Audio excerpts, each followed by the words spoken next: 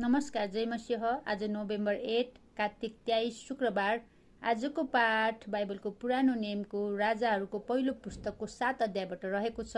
यहाँ यसरी लेखिएको छ, सोलोमनले आफ्नो महल निर्माण गरेका। तर सोलोमनलाई आफ्नो महल निर्माण गर्न 13 वर्ष लाग्यो। तिनले 100 हात लामो, 50 हात चौडा, 30 हात अग्लो, 4 लहर देवदारूका स्तम्भ भएको, तिनका माथि देवदारूकै 70 भएको लेबनानको वन भनिने महल बनाए। स्तम्भमा अडिएका ती 70 देवदारूको छत लगाइयो। प्रत्येक लहरमा 15वटा 70 गरी जम्मै 45 वटा 70 थिए। त्यसका झ्यालका 3 लहरहरूमा अग्ला गरी राखिएका थिए। ती आम्ने सामने फर्केका थिए। सबै ढोकाका आयतकार चौकोसहरू थिए। ती अगाडिपट्टि 3-3 वटाका पंक्तिमा एक अर्कातिर फर्केका थिए। तिनले 50 हात लामो, 30 हात चौडा स्तम्भहरूले घेरिएको चोक बनाए। त्यसको अघि एउटा दलान थियो र त्यसको सामु खम्बाहरू र एउटा बाहिर निस्केको छत थियो। तिनले न्याय भवन अर्थात् सिंहासन भवन बनाए। त्यही नै तिनले न्याय गर्थे। तिनले भुइँदेखि दलिनसम्म त्यसलाई देवदारूले छोपे। तिनले आफ्नै बस्ने महल त्यसको पछिल्तिर न्यायको भवन जस्तै बनाए। तिनले विवाह गरेर ल्याएकी फारोकी छोरीको निम्ति पनि त्यही जस्तो महल बनाए। यी सबै भवनहरू बाहिरतिरदेखि ठुलो चोकसम्म र जगदेखि छतसम्म करौतीले ठिक परिणाममा भित्री र बाहिरी मोहडामा काटिएका उच्च स्तरीय ढुङ्गाहरूले बनाइएका थिए। जगमा असल किसिमका ठुला ढुङ्गाहरू नापमा कोही चाहिँ 10 हात र कोही चाहिँ 8 हातका थिए। तिनको माथि उच्च स्तरीय ढुङ्गाहरू ठिक नापमा काटेर मिलाइएका र देवदारूका 70 थिए। ठुलो चोकका चारैपट्टि काटेर मिलाइएका ढुङ्गाका 3 लहर थिए र देवदारूका 70हरूको एक लहर थियो। परमप्रभुका मन्दिरको भित्री चोक र त्यसको दलान पनि त्यस्तै थिए। मन्दिरका सजाउने सामानहरू। सोलोमन राजाले हुरामलाई टुरोसबाट बोलाइ पठाए। जसरी आमा नप्ताली कुलकी एउटी विधवा थिइन् र जसका पिता चाहिँ टुरोसवासी काँसाका निपुण कारिगर थिए। हुराम काँसाका सबै किसिमका काम गर्ने अत्यन्तै निपुण र अनुभवी मानिस थिए। तिनी सोलोमन राजा कहाँ आएर तिनलाई सुम्पिएका सबै कामहरू गरे। तिनले 2 वटा काँसाका स्तम्भहरू ढाले। नापमा प्रत्येकको अल्गाई 18 हात र फेरो चाहिँ 12 हातको थियो। तिनले स्तम्भहरूमाथि शिर राख्नलाई ढालेका काँसाका 2 वटा स्तम्भ शिर पनि बनाए। प्रत्येक स्तम्भ शिर 5 हात अग्लो थियो। तिनले हरेक स्तम्भमाथि भएको स्तम्भ शिरको निम्ति जाली स्वरूप 7 वटा झुन्डिएका सिक्री बनाए।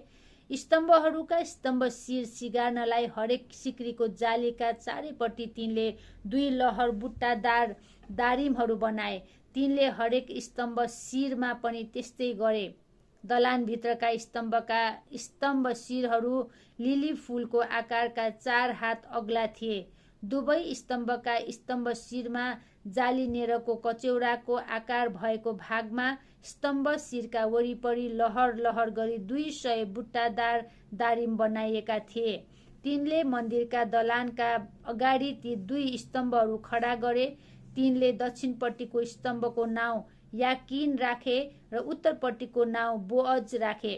तिनका स्तम्भ शिर लिली फूलका आकारका थिए। यसरी स्तम्भहरूको काम सिद्धियो। तिनले साँचोमा ढालेर बनाएका धातुको एउटा गोलाकार विशाल खुड्किलो बनाए। त्यसको बिट एक किनारदेखि अर्को किनारसम्म 10 हात थियो र त्यो 5 हात अग्लो थियो। त्यसको वरिपरि फेरो नाप्नलाई 30 हातको नाप्ने फिता चाहिन्थ्यो। त्यस विशाल खुड्किलोका चारैतिर बाहिरपट्टि बिट मुनि लौका 1 हातका 10 वटा 2 लहरका थिए।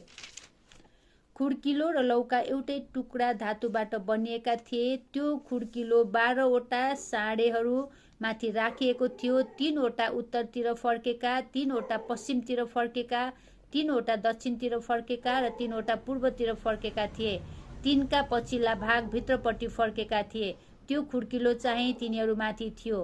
त्यसको चौडाइ 4 अङ्गुल थियो र त्यसको बीट चाहिँ कचौडाको बीट जस्तै फक्रेको लिली फुल जस्तै थियो। त्यसमा प्राय 44,000 लिटर पानी अटाउँथ्यो।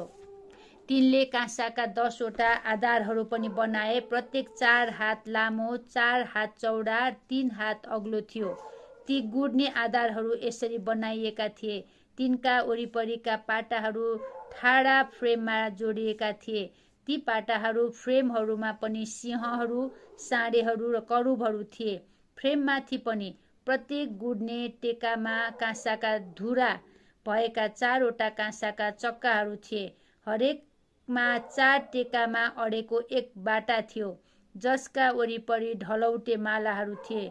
गुड्ने आधारभित्र खुला भाग थियो, जसको गोलाकार 1 हात गहिरो गोला फ्रेम थियो।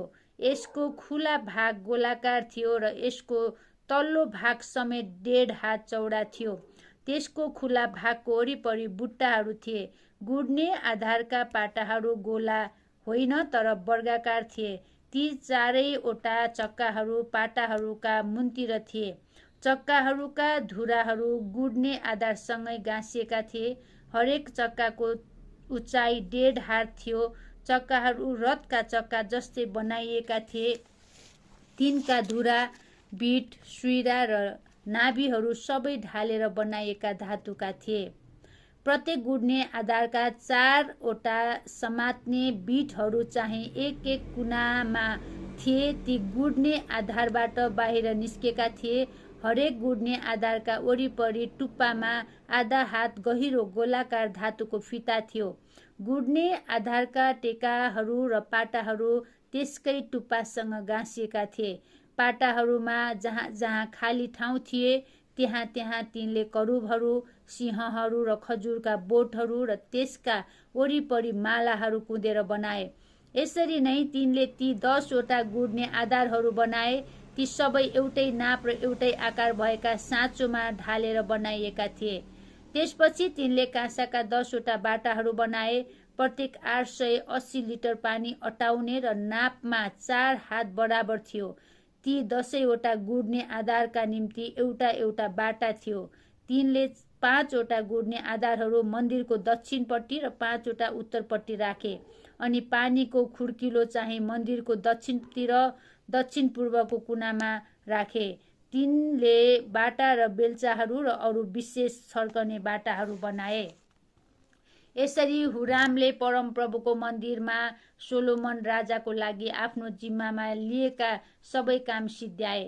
2 स्तम्भहरू, स्तम्भका टुप्पामा कचौराको आकारका 2 स्तम्भ शिर, स्तम्भमाथिका स्तम्भ शिरहरू सजाउने 2 बुट्टेदार जालीहरू, 2 जालीहरूका निम्ति 400 दारिमहरू, 2 स्तम्भहरूका कचौराको आकार भएका स्तम्भ शिरलाई ढाक्ने प्रत्येक जालीको निम्ति 2 लहर दारिमहरू, 10वटा गुड्ने आधारहरू, तिनका 10वटा बाटाहरू समेत एउटा विशाल खुड्किलो र त्यसको मुन्तिर 12वटा साँडेहरू, भाँडाहरू, बेल्चाहरू र छर्कने बाटाहरू।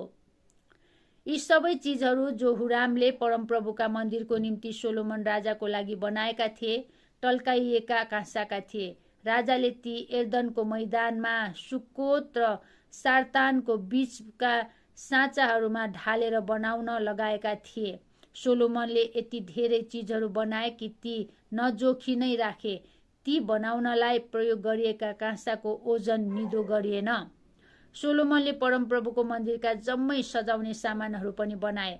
सुनको वेदी, उपस्थितिको रोटी राखिने सुनको टेबल, कञ्चन सुनका समाधान, भित्र पवित्रस्थानको सामु दाहिनेपट्टि 5वटा र देब्रेपट्टि 5वटा फूलको आकारका सुनका बुट्टाहरू, बत्तीहरू र चिम्टाहरू, कञ्चन सुनका भाँडाहरू, सलेदाका चिम्टाहरू, छर्कने बाटाहरू, कचौराहरू र धुपौराहरू, सबैभन्दा भित्री ढोकोठा अर्थात् महापवित्र स्थानका ढोकाहरूका लागि र मन्दिरको मुख्य सभा कक्षका ढोकाहरूका लागि सुनका खोपिल्टाहरू। जब सोलोमन राजाले परमप्रभुका मन्दिरको निम्ति सबै काम गरेर सके, तब तिनले आफ्ना पिता दाउदले समर्पण गरेका थोकहरू अर्थात् चाँदी, सुन र सजाउने सामानहरू ल्याएर परमप्रभुका मन्दिरको भण्डारमा राखे। आमेन। परमेश्वरले आजको वचन पढाएर सुनाइमा प्रशस्त आशिष दिनुभएको होस्। धन्यवाद।